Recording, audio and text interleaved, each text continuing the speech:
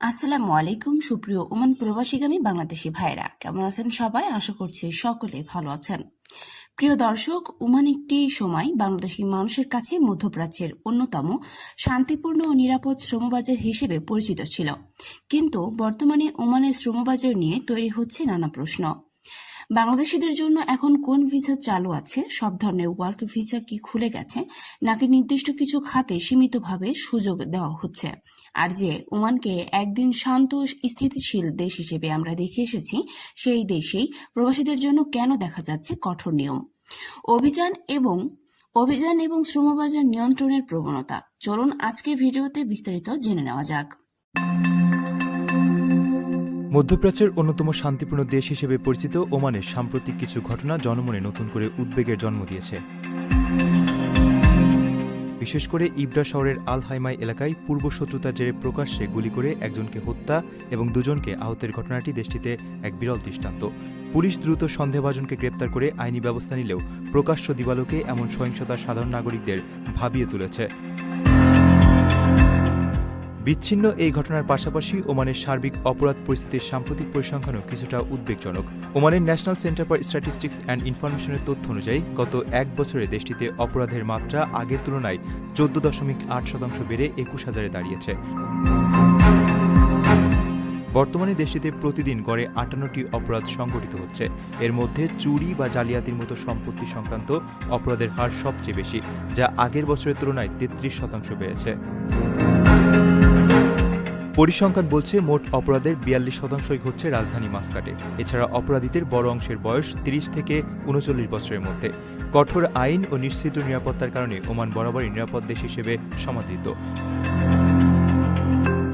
তবে সাম্প্রতিক এই সহিংসতা ও অপরাধ বৃদ্ধির ঊর্ধ্বমুখী প্রবণতা দেশটির দীর্ঘদিনের স্থিতিশীল ভাবমূর্তির জন্য এক নতুন আইনি ও নিরাপত্তাজনিত চ্যালেঞ্জ তৈরি করেছে। প্রথমেই আসি সবচেয়ে গুরুত্বপূর্ণ প্রশ্নে। আগস্ট 2026-এ বাংলাদেশিরা ওমানের কোন ভিসায় যেতে পারছেন? সর্বশেষ পাওয়া তথ্য অনুযায়ী বাংলাদেশিদের জন্য সাধারণত শ্রমবাজার পুরোপুরি খুলে গেছে এমন কোনো নিশ্চিত ঘোষণা পাওয়া যাচ্ছে না। তবে একটি গুরুত্বপূর্ণ অগ্রগতি হয়েছে। গত 6 আগস্ট ওমানের স্থায়ী সংবাদ মাধ্যমে প্রকাশিত তথ্য অনুযায়ী ওমানের নির্দিষ্ট কৃষি খাতে বাংলাদেশি কৃষি শ্রমিক নিয়োগের জন্য আবেদন গ্রহণ সুযোগ দেওয়া হয়েছে। অর্থাৎ অনুমোদিত কর্মসূচির আওতায় কৃষি খাতে বাংলাদেশি কর্মী নিয়োগের পথ খুলেছে। তাই যারা ওমানে যাওয়ার জন্য প্রস্তুতি নিচ্ছেন তাদের জন্য সবচেয়ে গুরুত্বপূর্ণ বিষয় হলো কোন নিয়োগকর্তা, কোন পেশা এবং কোন অনুমোদিত শ্রম অনুমতির ভিত্তিতে ভিসা দেওয়া হচ্ছে সেটি যাচাই করা। ওমানের সরকারি নিয়ম অনুযায়ী ওয়ার্ক ভিসা সাধারণত নিয়োগকর্তার আবেদনের ভিত্তিতে দেওয়া হয় এবং সংশ্লিষ্ট শ্রম অনুমতি থাকতে হয়। আবেদনকারীর বয়স কমপক্ষে 21 বছর হতে হয় এবং ভিসার পেশা ও শ্রম অনুমতির পেশার মধ্যে মিল থাকতে হয়। এখন আসি দ্বিতীয় প্রশ্নের। শান্ত ও স্থিতিশীল হিসেবে পরিচিত ওমান কেন প্রবাসীদের জন্য কঠোর পরিবেশের রূপ নিচ্ছে? এখন একটি বিষয় পরিষ্কার করা জরুরি। ওমানের কঠোরতা মানেই দেশটি অশান্ত হয়ে গেছে এমনটা বলা ঠিক হবে না, বরং বিষয়টি অনেক বেশি সম্পর্কিত শ্রমবাজার নিয়ন্ত্রণ, অবৈধ কর্মসংস্থান বন্ধ করা এবং বিদেশি শ্রমিকদের সংখ্যা ও পেশাগত ভারসাম্য নিয়ন্ত্রণের সঙ্গে। এর আগেও ওমান বাংলাদেশিদের ভিসা স্থগিত করার সময় জানিয়েছিলেন যে দেশটি তাদের বিদেশি শ্রমবাজারের প্রয়োজন ও স্থিতিশীলতা পর্যালোচনা করছে। আর 2026 সালের জানুয়ারিতে বাংলাদেশ ও ওমানের মধ্যে আলোচনায় বাংলাদেশি কর্মীদের নিয়মিতকরণ এবং ভবিষ্যতে ওয়ার্ক ভিসা পুনরায় চালুর বিষয়টি উঠে আসছে। অর্থাৎ ওমানের নীতিতে এখন একটি বিষয় স্পষ্ট, যে কর্মীর বৈধ কাগজপত্র আছে, অনুমতি নিয়োগকর্তা আছে এবং প্রয়োজনীয় পেশা শ্রম অনুমতি রয়েছে, তাদের জন্য সুযোগ তৈরি করার চেষ্টা চলছে। অন্যদিকে বৈধভাবে কাজ করা, অনুমতি ছাড়া পেশা পরিবর্তন করা কিংবা ভিসার শর্ত ভঙ্গ করার বিরুদ্ধে ব্যবস্থা নেওয়া হতে পারে।